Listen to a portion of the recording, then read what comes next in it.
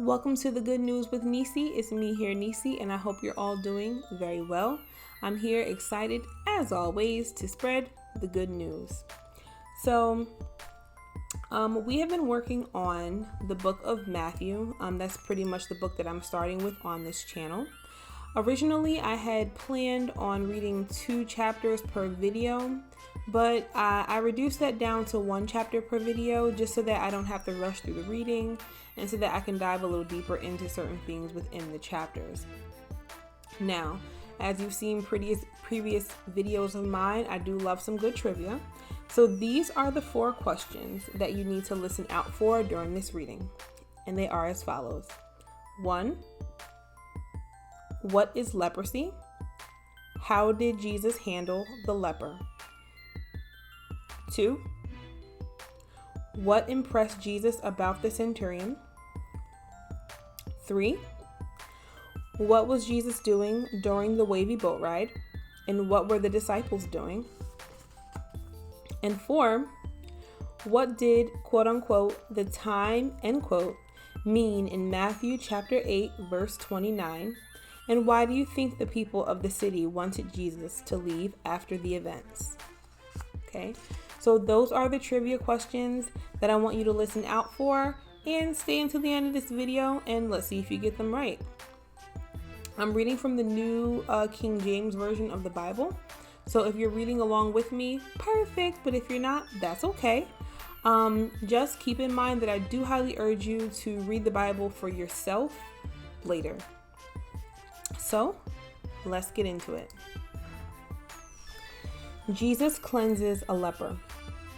When he had come down from the mountain, great multitudes followed him. And behold, a leper came and worshipped him, saying, Lord, if you are willing, you can make me clean. Then Jesus put out his hand and touched him, saying, I am willing, be cleansed. Immediately his leprosy was cleansed. And Jesus said to him, See that you tell no one, but go your way. Show yourself to the priest and offer the gift that Moses commanded as a testimony to them. Jesus heals a centurion's servant. Now, when Jesus had entered Capernaum, a centurion came to him, pleading with him, saying, Lord, my servant is lying at home paralyzed, dreadfully tormented. And Jesus said to him, I will come and heal him. The centurion answered and said, Lord, I am not worthy that you should come under my roof, but only speak a word, and my servant will be healed. For I also am a man under authority, having soldiers under me. And I say to this one, Go, and he goes, and to another, Come, and he comes, and to my servant, Do this, and he does it. When Jesus heard him, he marveled and said to those who followed, Assuredly I say to you, I have not found such great faith, not even in Israel. And I say to you that many will come from east and west and sit down with Abraham, Isaac, and Jacob in the kingdom of heaven. But the sons of the kingdom will be cast out into outer darkness. There will be weeping and gnashing of teeth. Then Jesus said to the centurion, Go your way, and as you have believed, so let it be done for you. And his servant was healed that same hour. Peter's mother-in-law healed. Now when Jesus had come into Peter's house, he saw his wife's mother lying sick with a fever. So he touched her hand, and the fever left her, and she arose and served them. Many healed in the evening. When evening had come, they brought to him many who were demon-possessed, and he cast out the spirits with a word, and healed all who were sick, that it might be fulfilled which was spoken by Isaiah the prophet, saying, He himself took our infirmities and bore our sickness. The cost of discipleship. And when Jesus saw great multitudes about him, he gave a command to depart to the other side. Then a certain scribe came and said to him, "Teacher, I will follow you wherever you go." And Jesus said to him, "Foxes have holes and birds of the air have nests, but the Son of Man has nowhere to lay his head." Then another of his disciples said to him, "Lord, let me first go and bury my father." But Jesus said to him, "Follow me, and let the dead bury their own dead." Wind and wave obey Jesus. Now, when he got into a boat, his disciples followed him, and suddenly a great tempest arose on the sea, so that the boat was covered with waves. But he was asleep. Then his disciples came to him and awoke him, saying, "Lord, save us, we are perishing." But he said to them, "Why are you fearful, O you of little faith?" Then he arose and rebuked the winds and the sea, and there was a great calm. So the men marveled, saying, "Who can this be, that even the winds and the sea obey him?" 2 demon-possessed men healed. When he had come to the other side, to the country of the Greganes, I'm sorry if I pronounced that wrong, there met him 2 demon-possessed men coming out of the tombs, exceedingly fierce, so that no one could pass that way. And suddenly they cried out, saying, "What have we to do with you, Jesus, you Son of God? Have you come here to torment us before the time?" Now a good way off from them was a herd of many swine feeding.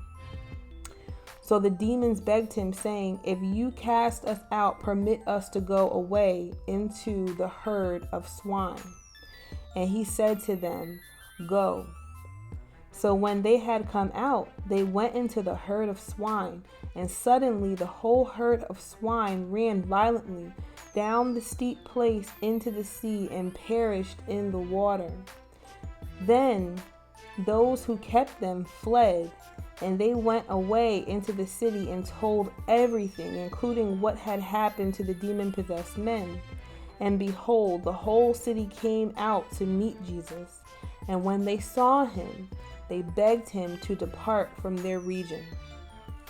Okay, so that is chapter 8, and let's get into our trivia. Okay, so the first question that we have is what is leprosy? So me personally, I've always wanted to know what it is. You do hear about leprosy quite often in the Bible also. Aside from reading Matthew with you guys, I'm also studying through the book of Exodus right now, and it was also briefly mentioned in Exodus as well. But I did read the description of what leprosy is off of Google. So according to Google, leprosy is caused by an infection with something called Bacterium Microbacterium leprae. It mainly affects the skin, eyes, nose, and peripheral nerves. And the symptoms are light colored or red skin patches with reduced sensation and numbness and weakness in the hands and feet. Apparently, leprosy is airborne. It's spread through like coughing and sneezing. And according to another site that I saw online, back in those days, lepers were seen as unclean and they were treated as outcasts. So when Jesus was approached by the leper in Matthew chapter 8, verse 1 through 4, he handled the leper by saying, well, I'm going to read verse 3 first. Then Jesus put out his hand and touched him, saying, I am willing, be cleansed. Immediately his leprosy was cleansed. So pretty much Jesus healed him. And the thing that is so amazing about how he did it was, one, yeah, he healed him. That's amazing all by itself.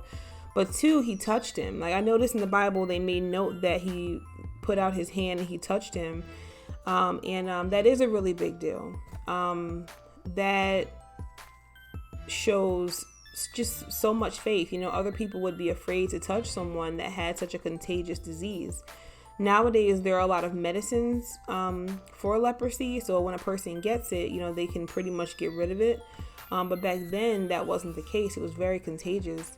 You know, that's kind of like someone having COVID or something, and someone goes into the hospital and, you know, touches them, no mask on or anything like that, and heals them. You know, that's like, you know, Jesus being around today and doing that. You know, people would be like, oh, wow, you know.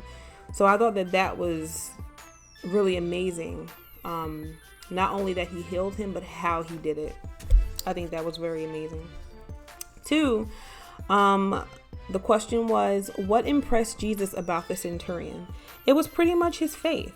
If you notice in chapter 8, verse 10, it says, when Jesus heard it, he marveled and said to those who followed, assuredly, I say to you, I have not found such great faith, not even in Israel. The centurion had so much faith, even more faith than some of the people in Israel. So that's pretty much how he handled that. What was Jesus doing during the wavy boat ride?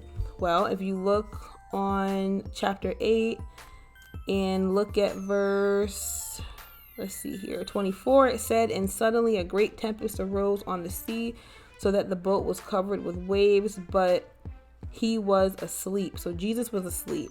Then his disciples came to him and awoke him, saying, Lord, save us, we are perishing.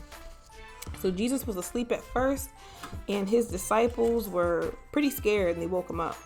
They were very scared, actually. Finally, what did the time mean in Matthew 8, chapter 29? So pretty much, let's see here.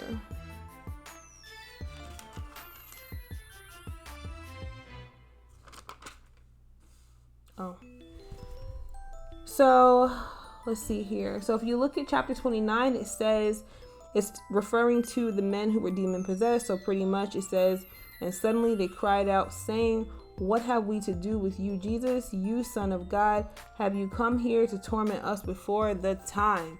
The time it's referring to is the inevitable time that is going to happen when they burn in internal fires. That is the certain future of the enemy and of demons. They are going to burn in eternal fire. Jesus has already won the battle. So that's pretty much, from what I know of or what I believe, they were referring to. Now, as far as the people wanting Jesus to leave, first of all, I can't imagine why anyone would want him to leave. You know, we want more of Jesus, and back then some of those people didn't at all, you know. But what reminded me of that is not saying that anyone in today or ever is on Jesus's level, but sometimes people do reject people that are good. You know, people that come in peace. People claim they want peace, but they do reject it. And Jesus essentially helped them. And they rejected him, and you see that a lot today. So that's just pretty much what that reminded me of. Now, I can go on and on about this stuff, but then the video would be too long, so I'm going to end it here, and I look forward to the next video. If you haven't already done so, make sure you like, share, and subscribe to this channel. And in the meantime, God bless you in Jesus' name.